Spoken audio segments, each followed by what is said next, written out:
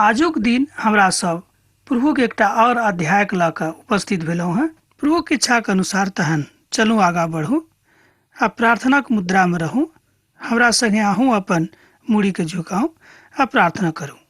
हे कृपालु परमेश्वर, हे दयालु परमेश्वर, हे महान परमेश्वर, प्रभु जी हम अहाँके धन्यवाद दऽ रहल छी। प्रभु हमरा सब गोटे से प्रभु अहाँ विशेष रूपे प्रेम राखैत छी। एहि बातक लेल प्रभु हम अहाँके धन्यवाद दऽ रहल छी। पिता परमेश्वर, हमर श्रोता भाई बहिन में से जे केओ बीमार छथि हुनका ऊपर प्रभु अहाँ विशेष रूपे दया करू। एहि छोट प्रार्थना का हम अपन उद्धारकर्ता यीशु क्रिस्त के नाम से मांग रहल छी। आमीन। दोसर तिमुथक पोथी में आ तकर तेसर अध्याय के 16 पद में एहि बातक बतायल गेल अछि। जे मुदा आजुक अध्ययन प्रभु यीशु मसीह के मृत्यु आर हुनक सुसमाचारक विषय में अछि, बा एना कहियो हुनक पुनर्जीवित भेनाइक विषय में अछि। विशेष रूपे आजुक दिन हमरा लोकनि देखब कि लोक सब हुनका पकड़ि कऽ कोना कऽ क्रूसक ऊपर चढ़ा दैत छथिन। आरंभ सँ लऽ कऽ प्रभु यीशु मसीह अपन शिष्यक संग में छलाह, मुदा ओ अपन शिष्य सबसँ खूब प्रेम राखैत रहथि। हुनका अपन शिष्य सभक ऊपर खूब सेहो विश्वास रहनि। एक बादो हुनक अपने शिष्य में से केओ एक हुनका विरुद्ध में चलि गेलाह आ हुनका पकड़वा देलखिन। हुनक नामक तऽ अहाँ जानते छी।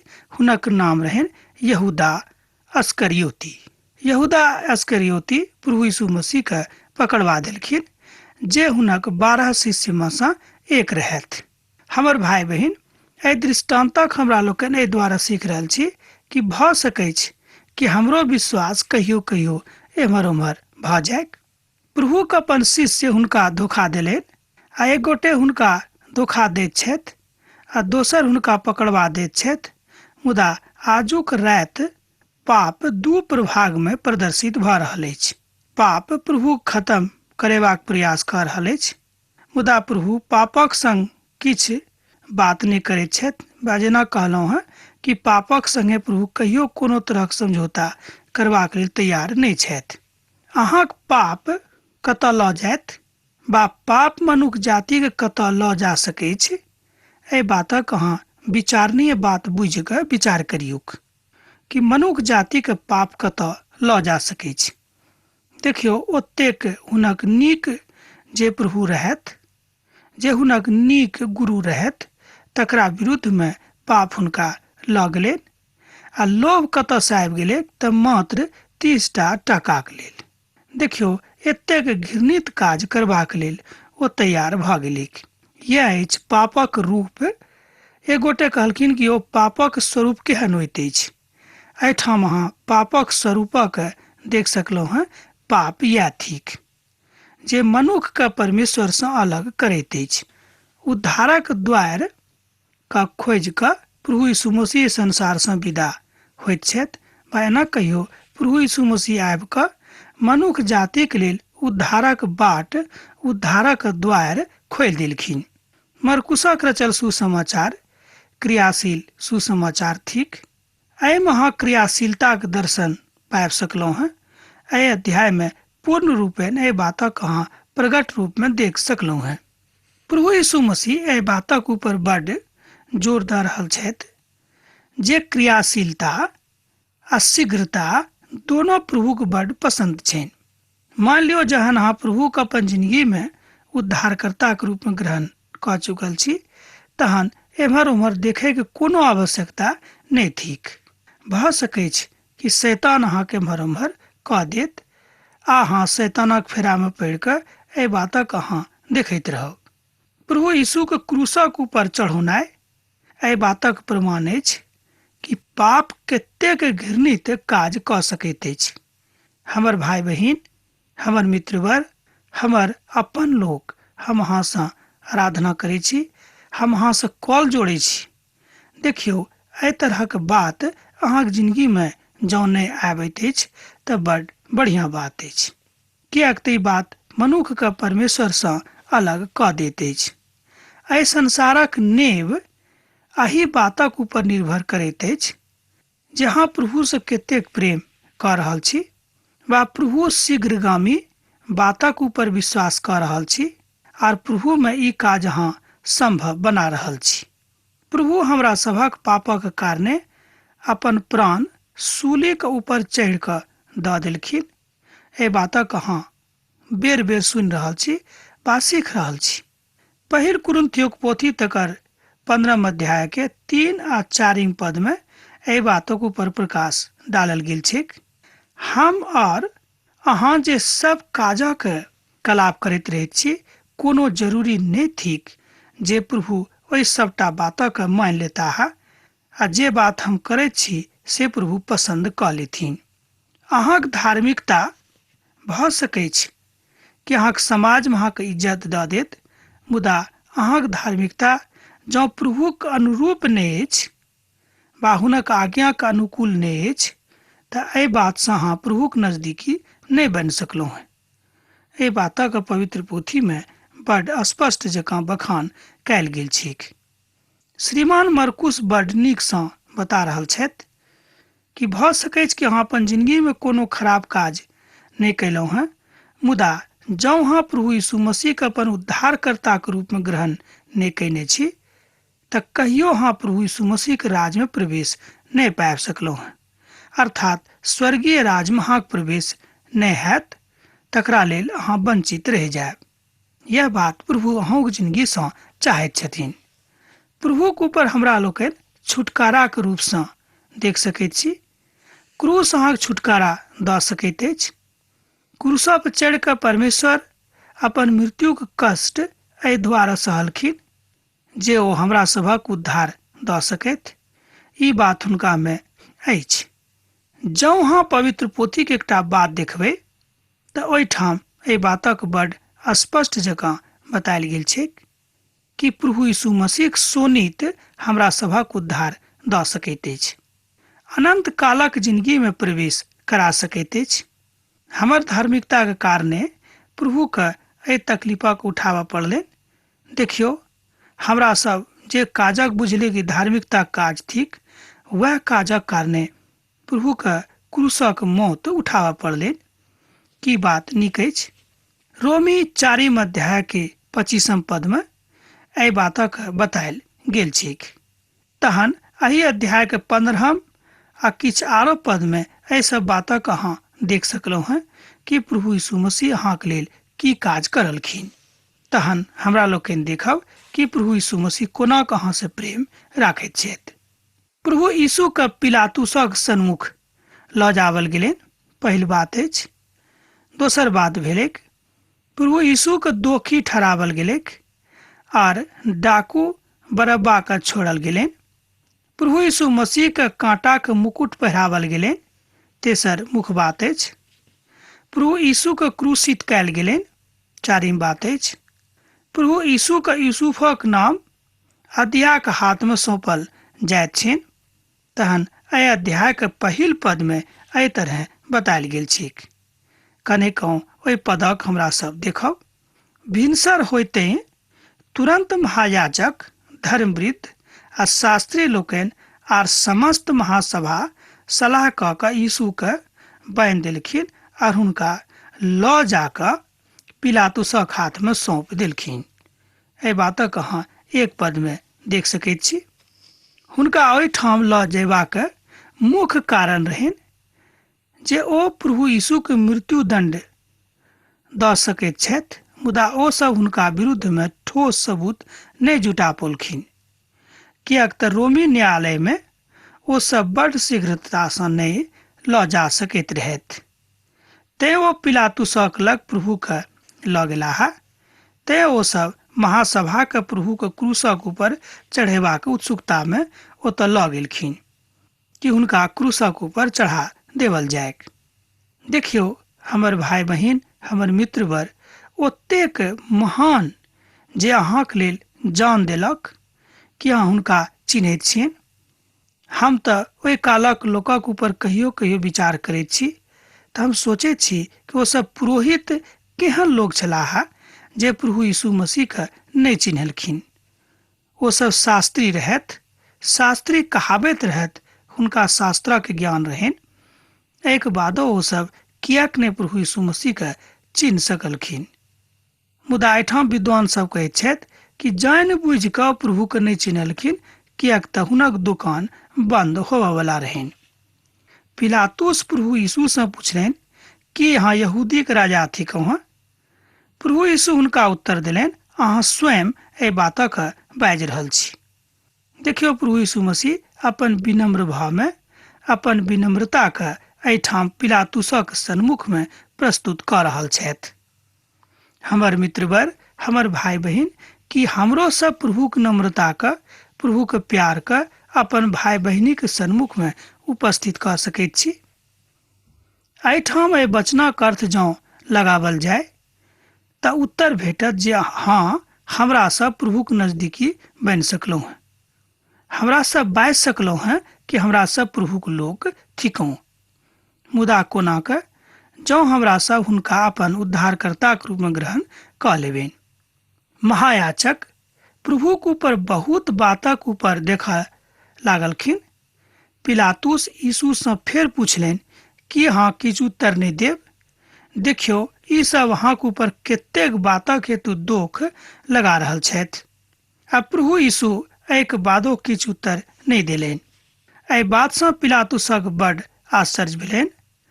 ओ एहि पबनी के उपलक्ष्य में कोनो एक बंदी के रिहा कऽ दैत रहथि जिनका ओ सब चाहैत रहथिन।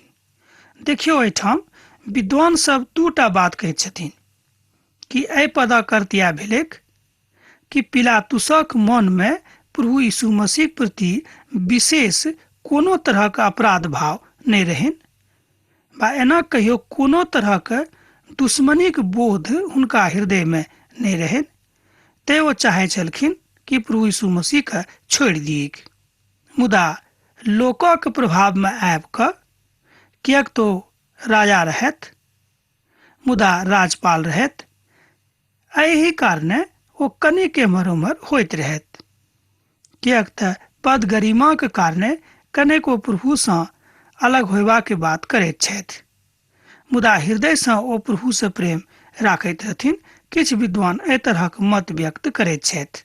बात जे हुएक, ई बात सत्यक थिक कि प्रभु यीशु मसीह क्रूस पर चढ़ावल गेलाह, आ मुदा हुनके हाथ सँ ई काज संपन्न सेहो भेलैक। पिलातुस एहि बात सँ बड़ आश्चर्यचकित भेलाह जे बंदी हुनका सन्मुख में ठाढ़ भऽ कऽ एहि बातक नहि मानि रहल छथि जे ओ दोषी नहि छथि। ई बंदी किछु अलग तरहक छलाह। ई बात स्वयं में बड़ सत्यक थिक।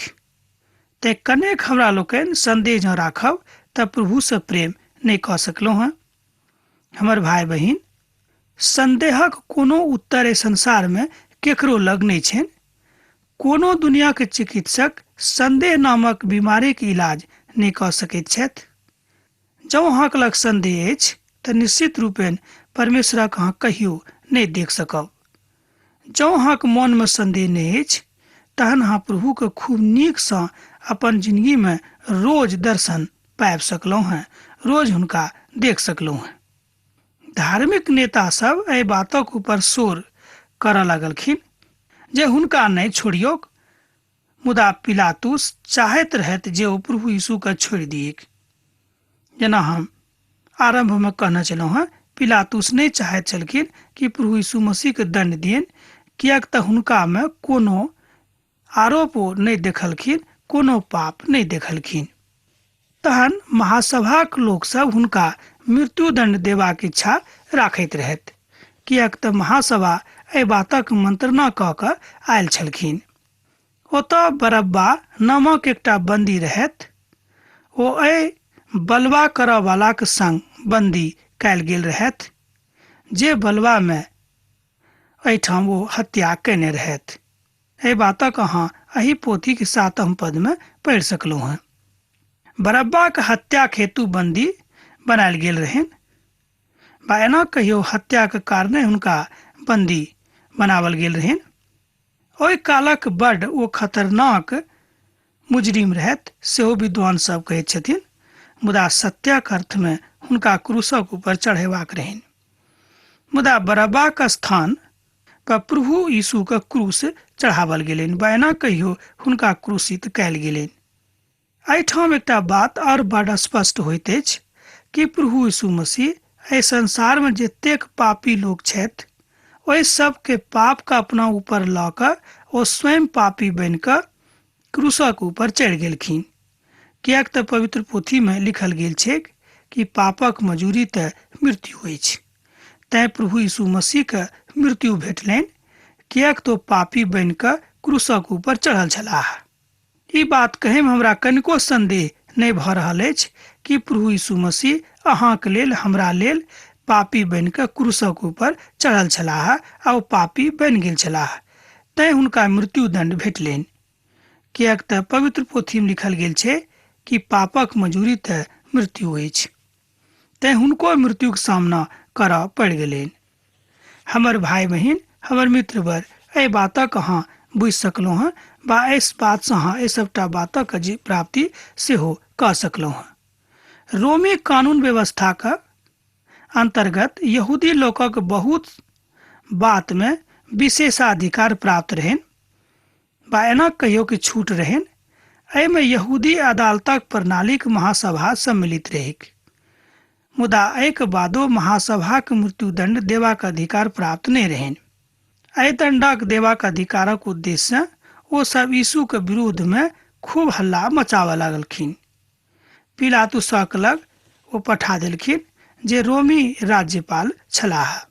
पिलातुस हुनका उत्तर देलनि जे कि अहाँ सब चाहैत छी जे हम अहाँ सभक लेल यहूदी राजा के छोड़ि दियनि, किएक तो जानैत रहत जे महायाजक यीशु के ईर्ष्या के कारणे पकड़बो नहि रहत।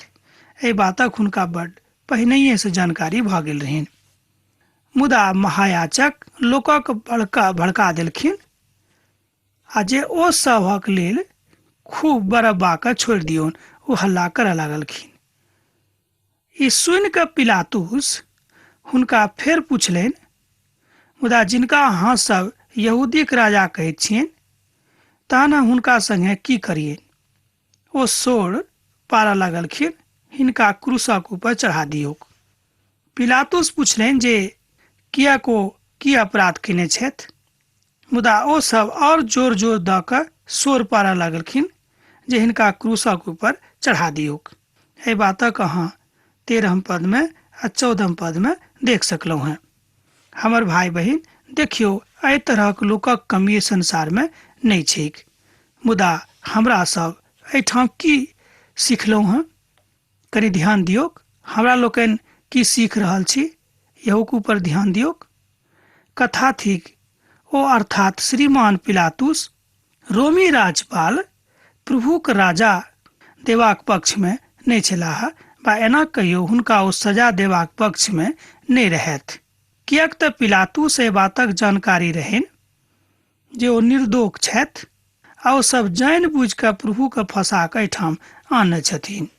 तहन पिलातुस भीड़क प्रसन्न करबाक उद्देश्य बरअब्बा के छोड़ि देलखिन आर यीशु के एहि शाम से कहियो कि किछु सजा दऽ कऽ कनि मनि भगावे के इच्छा राखलखिन।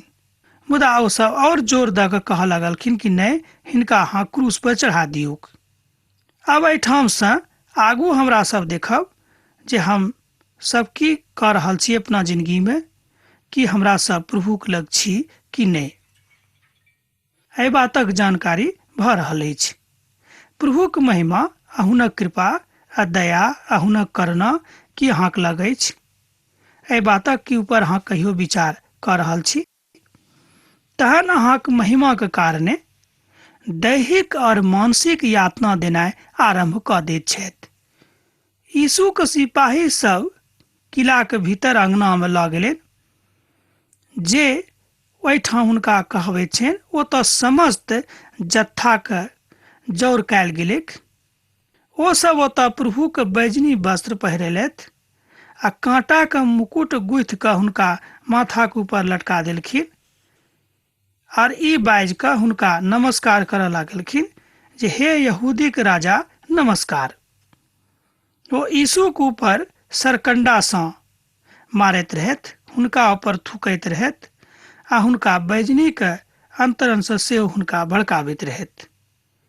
एहिठाम हमरा लोकनि देखैत छी कि प्रभु यीशु मसीह के ओ सब मिल कऽ खूब एना कहियो भरि भरि कऽ खूब नीकसँ नहि कहियो खूब खराबसँ हुनका संगे व्यवहार केनाइ आरम्भ कऽ देलखिन। सोझ गपमे जँ बाजी तऽ एना बाजि सकलहुँ हेँ कि हुनका दैहिक यातना देनाइ ओसभ आरम्भ कऽ देलखिन। देखियौ ओसभ केहन लोक छलाह जे प्रभु यीशु मसीहके दैहिक यातना देनाइ आरम्भ कऽ दैत छथि। ओसभ प्रभुके क्रूसक ऊपर चढ़ेबाक हेतु लऽ गेलनि। आगूक 21 पदसँ लऽ कऽ 32 पद धरि हुनका कोना कऽ क्रूसक ऊपर चढ़ावल गेलनि एहि बातक बखान कयल गेल छै। पद 21 और जँ अहाँ पढ़बै तऽ ओतऽ एना लिखल गेल छै, ओतऽ कुरैनी मनुखक जिनक नाम समौन रहनि पकड़ि कऽ बेगारीमे क्रूस उठेबाक आज्ञा दऽ देलखिन। यह रहनि हुनक आखिरी बातक प्रकथन। पद 25 में एहि बातक ऊपर बतायल जा सकै छै। जहन प्रभु को क्रूसक ऊपर चढ़ा देलखिन तहन दोपहर दिन चढ़ि गेल रहेक। यीशुक दोख पत्र लिखल जे रहेक सेहो सब टाँगि देलखिन जे यहूदी के राजा छथि। एहि बातक अहाँ 25 आ 26 पद में देख सकलहुँ हैं। हमर बातक अहाँ सुनू, तकरा बाद ओ सब यीशु के क्रूसक ऊपर चढ़ा दैत छथि। इस्राएल की राजा हम मसीह जँ क्रूसक ऊपर से उतर जाए तहने हम बुझब जी विश्वास करब जे ई प्रभु छथि अर्थात परमेश्वर छथि। एहि तरह के बात लोग बाजि बाजि कऽ मुड़ी डुला डुला कऽ प्रभु के ऊपर खूब हंसी उड़ाबैत रहथि। एहि तरह हमरा लोकनि देख रहल छी कि प्रभु यीशु मसीह क्रूसक ऊपर छथि। केकरा कारणे तऽ हमरा कारणे, अहाँके कारणे। हमर भाई बहिन, अब हमरा सब आजुक दिन एहिठाम रुकि जायब। फिर दोसर दिन अहाँसँ भेंट होइत प्रभुक इच्छा हैत तऽ। मुदा प्रभुक दर्शनमे प्रभुके प्यारमे लागल रहू। हम विश्वास करै छी हमरा एहिठाम अहाँ पाती सेहो लिखैत रहब। प्रभु यीशु मसीहक नेह अहाँके जिंदगीमे सदिखन बनल रहेक। आमीन।